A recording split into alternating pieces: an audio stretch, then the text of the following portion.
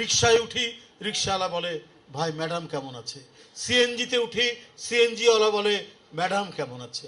বাসে উঠি, যারা চেনে তারা বলে ভাই ম্যাডাম কেমন আছে।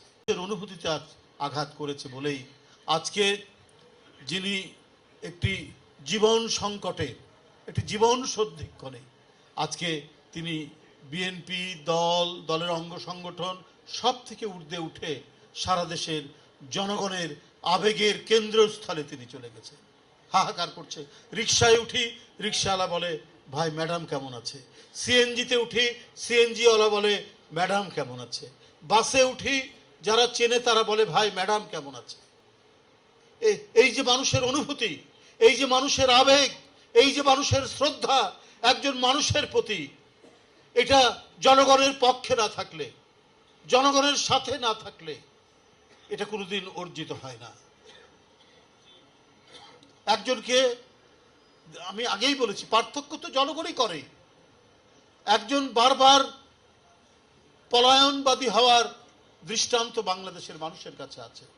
ধমকের চোটে, হুঙ্কারের চোটে পালিয়ে গেলেন, শর্ত দিলেন বেগম জিয়াকেও যেতে হবে, কিন্তু বেগম জিয়াকে তো পারলেন না। এই মাটি, বায়ু, এই নদী, এই বাতাস তার দেশপ্রেমের মধ্যে, তার অন্তরের মধ্যে মিশে আছে। মঈনুদ্দিন ফখরুদ্দিন পারল না তাকে। জেলে গেলেন, জেল খাটলেন, তারপরেও তাকে টলাতে পারল না, বিন্দু মাত্র টলাতে পারল না।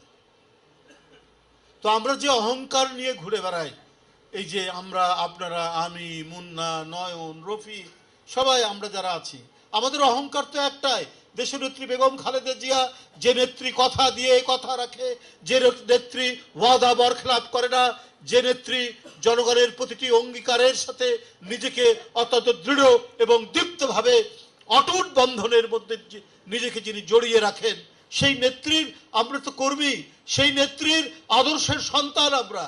সেই আবেগ, সেই অহংকার নিয়েই তো আমরা চলি।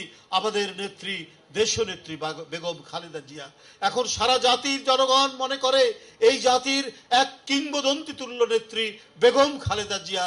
এই কারণে আজকে মানুষ সব সার্বক্ষণিকভাবে তারা অপেক্ষায় আছে, তারা সব সময় শুনতে চাচ্ছে যে দেশনেত্রী বেগম খালেদা জিয়া কখন সুস্থ হয়ে উঠবেন, কখন আবার ফিরে আসবেন, কখন আবার জনতার উত্তাল তরঙ্গের মধ্যে তার সেই অপূর্ব কণ্ঠের যে ধ্বনি মানুষকে সাহসী করে, যে ধ্বনি মানুষকে উদ্দীপ্ত করে, যে ধ্বনি মানুষকে উদ্দীপনার একটি হিমালয় চূড়ার মধ্যে নিয়ে যায়, সেই ধ্বনি কখন শুনতে পাবেন, কখন তার সেই মানে দীপ্ত পদচারণা এই বাংলার মাটিতে আবার দেখতে পাবে জনগণ।